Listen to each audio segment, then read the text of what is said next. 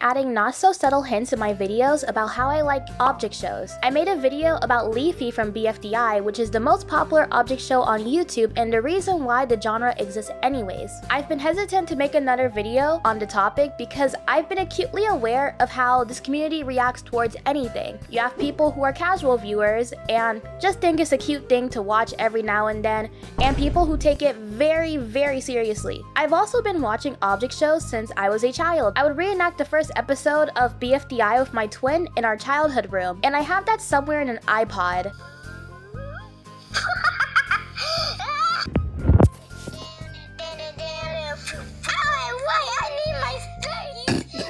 Last summer, I decided to rewatch bfdi with them, and they watched a good amount of the episodes with me before they decided that they didn't want to watch it anymore, and I watched the rest of it alone. I got really into it, way more than I thought I would, especially at my big age now. I'm considered old in this community. But why stop at the classics? There's so many new shows to watch, and to Little Jam's surprise or extreme joy, a bustling community of fans. It has me thinking, why don't I make an object show?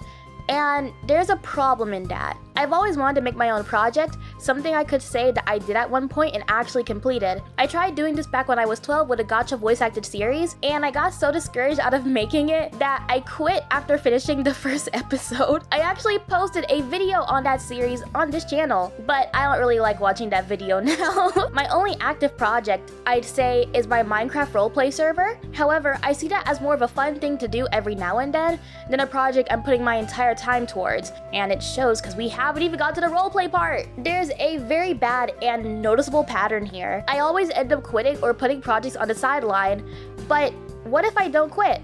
What if I actually make whatever it is and present it to an audience? Well, that's what I'm trying to do with this video. Hey there, Jam here, and I want to pitch to you my object show. I'm easy to get ahead of myself, and while I find my idea pretty cool, I don't know if it would even have an audience or if anyone would help me with it. So instead of shooting in the dark like I usually do and praying for the best, I'm actually going to talk about it and see where we go from there. Think of this video as a proof of concept for a potential pilot episode. If I'm able to get enough people who are not only interested in watching the show, but providing their talents, then we get serious. But for now, let me explain it to you and show you my cool art. But also, if you like this video throughout watching it, make sure to click the like button or subscribe. Both help a lot and mean so much to me. Seriously, didn't know I'd get this far. Huge shock to some, but I'm not only an object show channel. I have a plethora of different interests and topics, so keep that in mind if you do plan to stick around for anything else I upload. Also, please don't take heavy inspiration off of this. That would make me really sad. Regardless if I keep this project as an OC universe with mini animations or make it into a legit series, it's not a good look to steal someone else's ideas and or characters.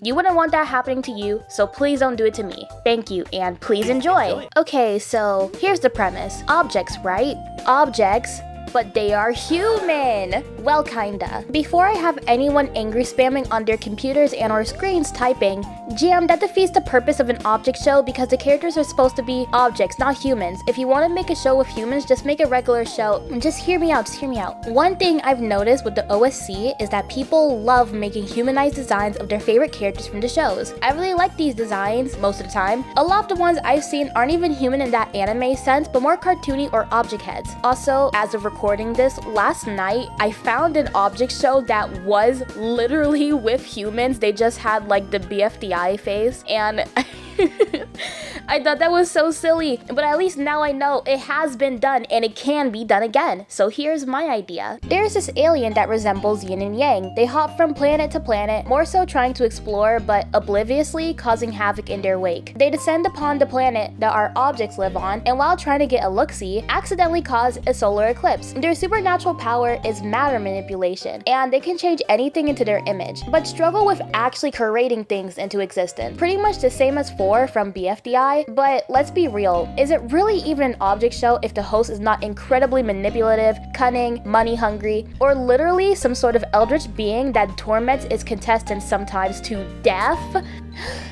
I digress. Anyways, while looking down on the planet, they subconsciously transform everyone into different humanoid or anthro shapes in a blink of an eye. This causes massive amounts of hysteria and talks of the world ending. So with nobody knowing what to do, everyone scatters. That leaves our main crew of about 15 objects in the city alone after everyone had evacuated to live out the end of their days. If you ever heard of the book All Tomorrows, it's pretty much that, except not so existentially terrifying. At least I'd hope not, because none of the objects changed painfully. It was just abrupt and really uncomfortable because they're not themselves anymore. Suddenly, most people are these four-limbed beings that have only been spoken about in theory or vaguely in history. Nobody knew they actually existed, but I guess it was true since they've all become humans. Some of them really liked their new appearance, while others could care less or weren't changed at all. This leads to a divide amongst our cast. Some of them love the change, becoming Team I Love You, and others downright hate it and want to go back to normal, Team I Hate You. Of course, there's always a neutral party, being Team I Neutral You, with those who are completely indifferent on the change and can care less as long as their personal lives aren't being interrupted. While there is no real game show happening, the main goal that our objects are working towards is getting their new alien overlord out and going back to some sense of normalcy. Of course, this is easier said than done. Not only are you dealing with a creature that can change its form into anything it wants, but it can change you into anything it wants. So the threat of being changed again into something worse than what they already are now is still prevalent. Each episode will follow the teams as they go about their new lives, and the team caught trying to sabotage the host fails and is put up for elimination. I'm not going to use vote to eliminate, but actually vote to save, because I think that works better in this scenario, but elimination doesn't always mean freedom. It can just mean going somewhere worse. So yeah, for all the people who zoned out while I was talking or just need a slight refresher, 15 objects in a mostly abandoned city trying to kick out their new alien overlord after they had changed everyone into different humanoid or anthro beings. Sounds simple enough, right? I hope you got all that, because now I'm going to go into any questions you may have. If the objects are human, does that mean they bleed? I never liked the idea of making objects bleed, so if it ever came down to where someone got hurt, they would bleed out whatever their contents are, and if they're more solid, it would take multiple attempts to defeat them before they finally fall. In short, they would all keep their same density and just have humanoid bodies. The soul of their object hasn't changed, only their outward appearance. How do they recover, and what is their recovery center? Their recovery center is more like a big building, similar to a hospital that all the objects come in and out of. There are workers who would be there for you when you wake up, and also people who are able to retrieve any past belongings for you unless a friend or family member is doing it already. But due to the events happening, you know, the end of the world, the only recovery centers you'll see are half operating and already deserted. They barely work due to the destruction caused when everyone was fleeing, but the host fixed them up as per request of the cast. However, they will become a topic of interest in the series for other reasons. The recovery center is also where the objects can have kids, not the way that you're thinking. Instead of the objects bumping bodies, they take DNA from both of the parents and combine it into a new child that would be an object related to one, if not both of the parents. The reason I mention this is because some of the characters in the series have siblings or family members of their own, and I don't like how some object shows completely skip over the family process. Like, where did this kid come from? I know you did not adopt them, because where's the adoption center? And I definitely know you didn't add the birds and the bees to your object show. Let's keep it PG-13 here. How long will the show be? I want to keep the show short and have a clear ending. I'm not aiming to be the next bfdi or Inanimate Insanity, but I also never realized how much I like object shows that actually end until I watched AFJ1. It had a very abstract ending, but I loved it because most object shows don't end. They go on for as long as possible, which in some cases is bad because remember the demographic here. It's mainly kids, and kids grow up and grow out of things. You can't keep them interested forever. Looking at those creators who have shows that have been spanning over a decade now with very little progress. And also, I just don't want this show to be my entire legacy. There's so many things I want to do with this channel, including this show if I do make it, but I don't want it to be the only thing that people know me for forever. That would be really upsetting.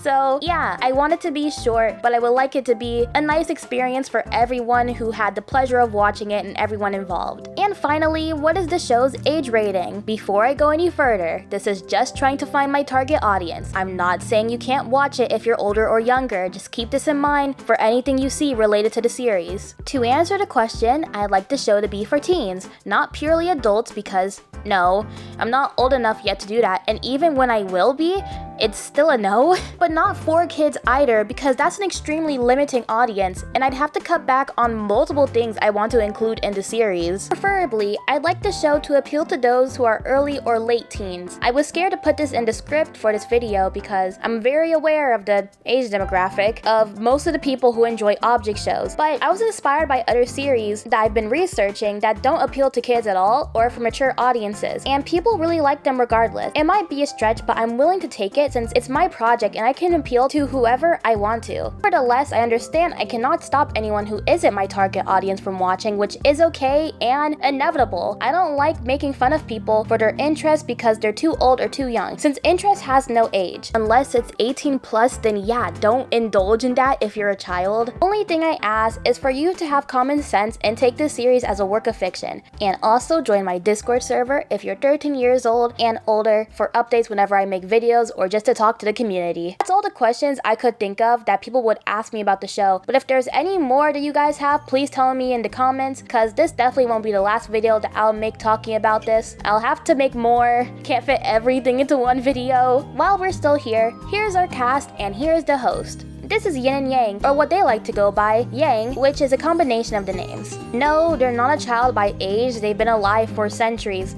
but they act like it, so I think it would be weird to make them into anything older, at least not on a regular. Again, something I notice in most shows is that the host is either extremely deranged or childlike in nature, so why not just make the host a literal child? God is a middle schooler. They have DID. To put it simply, they have multiple identities in one body. The host is Yin, but Yang took over a long time ago and refuses to remove themselves from the front, so they get to have all the fun, move around, and do all kinds of evil stuff while Yin took a back seat and allowed it, kind of. Yin knows they can't fight Yang off, and they have no desire to, but they're able to front when Yang tires themselves out, and this can last from a few hours to a few days. This also gives our cast an advantage because Yin is way easier to talk to than Yang, since they're more coherent and doesn't act like they came straight out of middle school. As for personalities of our cast, I don't want to tell you just yet, since that will be an entire video on its own. I'm actually curious what you guys think the characters will behave like, or who do you think would make it to the final 5? Please tell me in the comments. I will say a main theme in all of them is ego death. Ego death is the loss of your personal identity. You lose yourself and don't feel real. Some feel incredibly small and others feel ethereal. This is a real thing that people go through, and I'd imagine my cast would go through it too. All of them lost their entire livelihoods in an instant. And not just that, but the world is in shambles. None of them are completely processing what is going on here, which is the reason why none of them left the city. They couldn't process what was going on fast enough to escape, and now they're all stuck in a situation they would rather do without. It sucks, but it really could be worse. They could be dead, changed into horrors unimaginable, but in the end, they're still themselves, just outwardly different. What could possibly go wrong?